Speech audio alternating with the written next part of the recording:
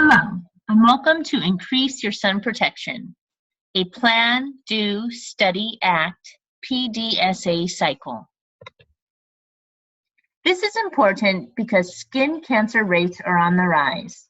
The United States spends an estimated $8.1 billion a year on skin cancers, and costs are likely to increase. Stakeholders for this cycle included doctors and owners of the medical practice, patients, and staff and nurses. I used a PDSA model to test and increase the sunscreen usage among patients of a dermatology office in San Francisco. The plan was to increase sun protection usage by 10% by the end of the year. First, we need to determine how many patients use sunscreen, then assess if increased information will increase the usage. I hypothesized that increased knowledge, availability, and understanding of risk will lead to increased sunscreen usage. We used patient responses to pre- and post questionnaires, as well as verbal responses, to determine the likelihood of sunscreen usage after interventions. Participants included the patients of the San Francisco Dermatology Office, as well as the nurses and medical assistants. It was determined if there was an increase in patients' frequency of sunscreen usage through the use of questionnaires.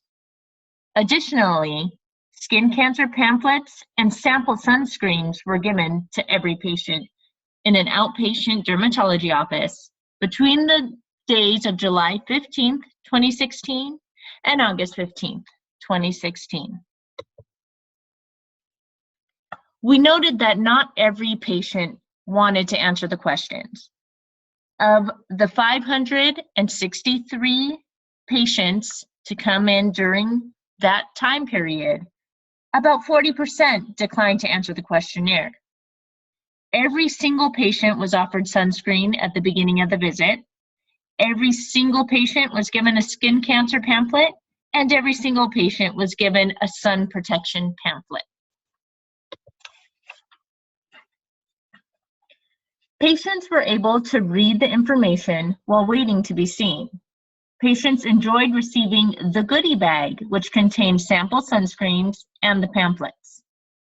Patients reported an increased likelihood to use sunscreen. Unexpectedly, we ran out of samples before the drug representatives had a chance to restock.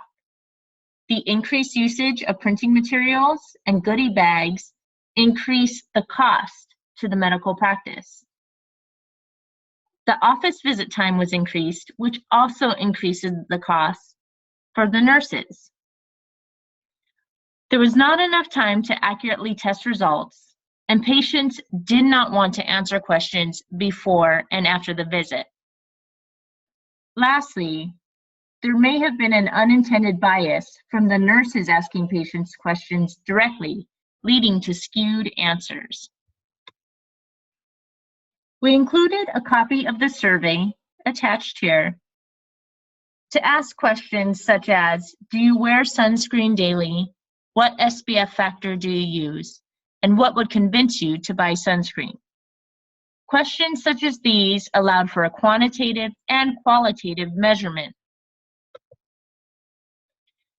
From this study, we were unable to determine long-term changes. The length of the test was not long enough to determine an increase in usage, and there was an increased cost from the distribution material.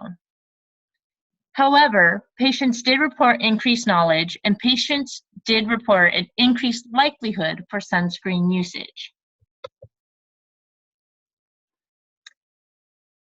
There were changes and adoptions made because of the cycle. We will keep the patient survey, however, they will become shorter. We will also include reading material, which will be more captivating and not as long. We will offer sunscreen and skin cancer pamphlets to every patient at the time of visit, but we will not just hand it out. We will not be giving out goodie bags to patients. Primary prevention remains the most effective strategy for reducing skin cancer risk. It is within the nurse's power to educate patients on skin cancer and sun protection. Thank you.